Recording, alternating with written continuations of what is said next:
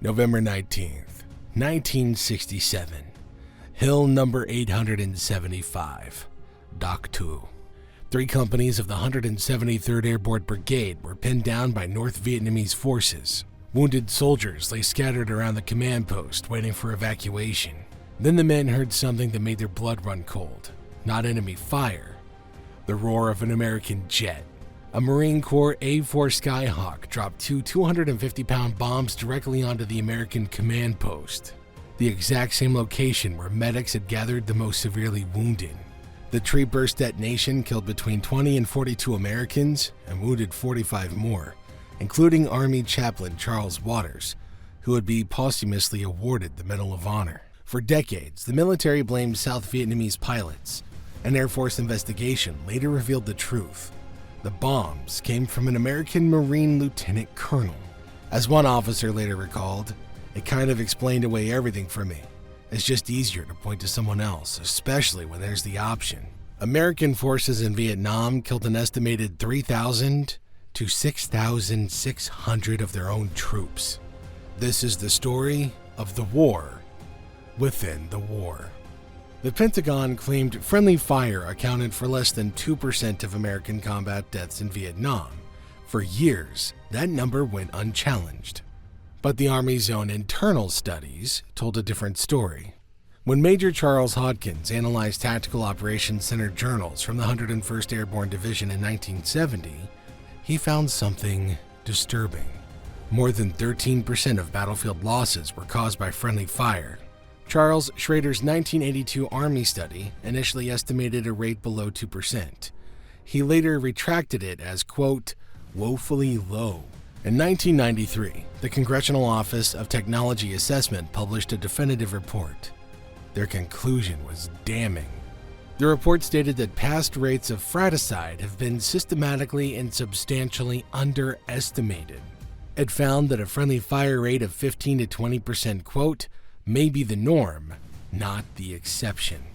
You apply that rate to the approximately 47,434 American combat deaths in Vietnam. The numbers become staggering. Estimated Americans killed by friendly fire? Between 4,700 and 6,660. Some researchers estimate as many as 8,000 total friendly fire incidents occurred during the entire war. The military concealed these numbers through classification. Deaths were recorded under euphemisms like misadventure, accidental self-destruction, and non-battle casualties, categories designed to prevent questions from families who deserved answers. The first major battle of the Vietnam War also produced one of its most devastating friendly fire incidents. At Landing Zone X-Ray and La Drang Valley, November 14th and 15th, 1965, Lieutenant Colonel Hal Moore's 1st Battalion, 7th Cavalry, faced 3 North Vietnamese regiments. During the second day of fighting, F-100 Super Sabres dropped napalm directly onto the American command post. War correspondent Joe Galloway was there. He later described the moment in an interview. The one memory that will never leave my mind is what they call a friendly fire incident that occurred on the second day. And we were around the command post and someone said, "My God, look." And I looked up and there were 2 canisters of napalm that had just been released by a U.S. Air Force F-100 jet, and they were coming directly at us. And there was, his wingman was behind him and alongside, and if the first set of napalm cans didn't get us, the second were surely going to, and I can remember Colonel Moore screaming, "Get him to pull up, pull up, pull up." Galloway, a 24-year-old UPI reporter, ran into that fire to rescue a burning soldier. He later wrote about what he found. And as I looked, I saw 2 soldiers dancing in the fire. I guess they were screaming, but you couldn't hear it over the roar of the flames. And I helped carry out a man named Jimmy Nakayama. He was in hideous pain. and he died 2 days later. And those are things that get you in the heart. I bought myself a lifetime of nightmares, and they don't ever go away. I reached down and grabbed the ankles of a horribly burned soldier. They crumbled, and the skin and flesh, now cooked, rubbed off. I could feel his bare ankle bones in the palms of my hand. That soldier was Private First Class Jimmy Nakayama of Idaho. He died 2 days later, 2 days before his 22nd birthday. His wife had just given birth to their daughter. Galloway spent years searching for Nakayama's family. He would later write, "Not one day goes by that I don't think about that boy." For his actions that day, Galloway became the only civilian awarded a Bronze Star for combat valor during the entire Vietnam War. The Battle of Hamburger Hill in May 1969 produced 5 separate friendly fire incidents in just 10 days. 7 Americans killed, 53 wounded. And the worst incident, AH-1 Cobra gunships mistook the 3rd Battalion, 187th Infantry's command post for an enemy position. 2 killed, 35 wounded, including Battalion Commander Lieutenant Colonel Weldon Honeycutt. A furious Honeycutt ordered all attack helicopters out of the area. The damage at Hamburger Hill, compounded by friendly fire, led Senator Edward Kennedy to publicly denounce the operation. It helped accelerate Nixon's Vietnamization policy and the beginning of American withdrawal. Other times, the mistakes were heartbreakingly simple. On January 13th, 1967, an artillery battery transposed 2 digits in a coordinate, a typo. 18 rounds slammed into Alpha Company, 1st Battalion, 28th Infantry. 9 Americans killed, more than 40 wounded, 2 digits. On August 6, 1968, a Marine F-4 Phantom dropped 500-pound napalm canisters on 33 Marines of Fox Company after a new lieutenant called in wrong coordinates. A 19-year-old survivor would later recall, "I then looked forward and saw what I now know was 26 of my platoon's fellow Marine brothers on fire, skin melting off." But not all Americans who died at the hands of their own forces were killed by accident. The term fragging entered the military vocabulary during Vietnam. It described the deliberate killing of officers by their own troops, usually with fragmentation grenades. The M26 grenade was the weapon of choice. It was untraceable, it destroyed fingerprints, and left no ballistic evidence, and it could be thrown into sleeping quarters in total darkness. Between 1969 and 1972, the military documented 904 fragging incidents using explosives. At least 86 to 99 confirmed deaths, more than 700 injuries. Broader estimates that include firearms push the death toll to 600 or higher. Another 1,400 soldiers died under mysterious circumstances that were never fully investigated. The attacks followed a terrifying pattern of escalation. First, verbal threats. Then a smoke or tear gas grenade under the target's bunk. Then, a live grenade with the pin still in, left as a final warning, sometimes with the target's name written on it. Enlisted men pulled money for bounties. After Hamburger Hill, the underground GI newspaper, GI Says, published a $10,000 bounty on Lieutenant Colonel Honeycutt, the same commander who'd been wounded by friendly fire. By 1971, fraggings in the Americal Division were running approximately 1 per week.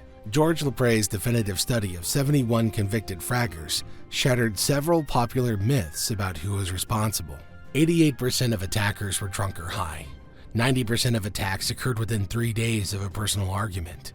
And 26 of 28 attackers studied were volunteers, not draftees.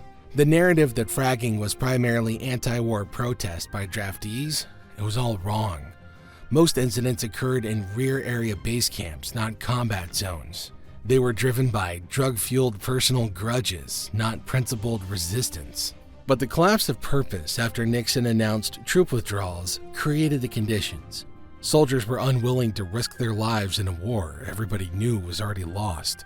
Vietnam's friendly fire crisis wasn't just a matter of incompetence or bad luck.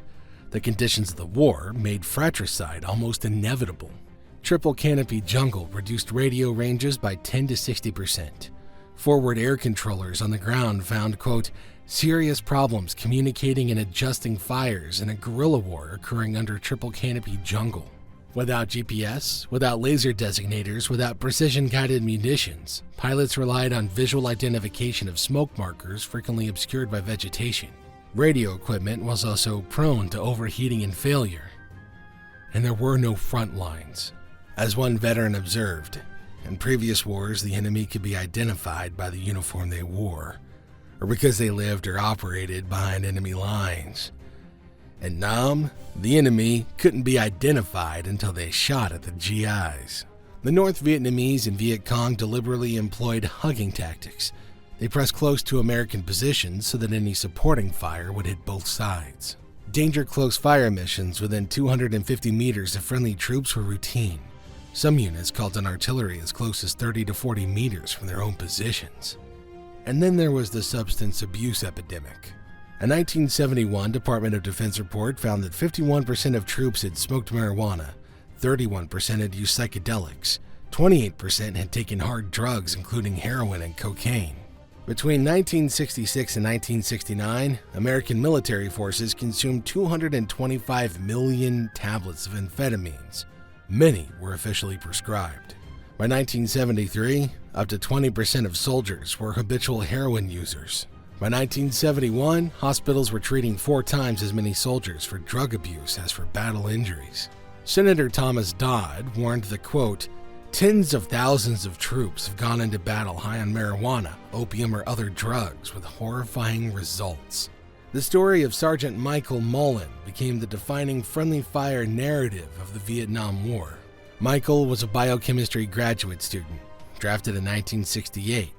On February 18, 1970, he was killed when an American artillery shell struck his sleeping position. His battalion commander was Lieutenant Colonel H. Norman Schwarzkopf, the same man who would later command U.S. forces in the Gulf War. The Army classified Michael as a non-battle casualty and declined to publicly report the circumstances of his death.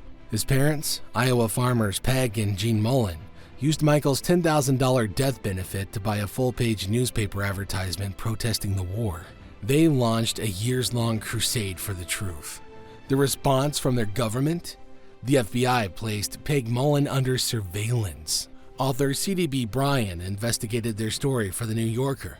It became the best-selling 1976 book Friendly Fire, serialized over 3 consecutive issues. In 1979, it was adapted into an Emmy-winning television film watched by 64 million viewers. The military's response across every documented case was concealment. Investigations were classified. Families received vague or misleading explanations. Deaths were recorded under euphemisms designed to prevent questions. 10 million Vietnam War documents still sit uncatalogued in a Maryland warehouse.